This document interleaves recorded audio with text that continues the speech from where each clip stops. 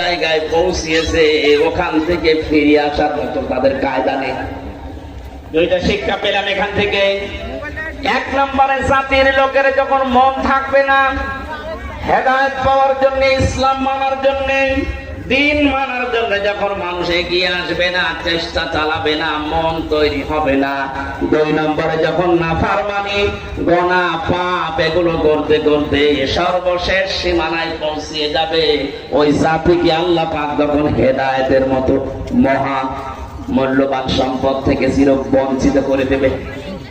পৃথিবীর ইতিহাসে যুগে যুগে আমরা এটাই পেয়েছি। যেমন ফেরাউন, ওর একদিকে মন ছিল না, দুই নম্বরে সে অপরাধ করতে করতে এমন জায়গায় পৌঁছিয়েছিল তার সীমা যখন পার হয়ে গেছে তখন আল্লাহ তাকে আর হেদায়েত দেয়নি।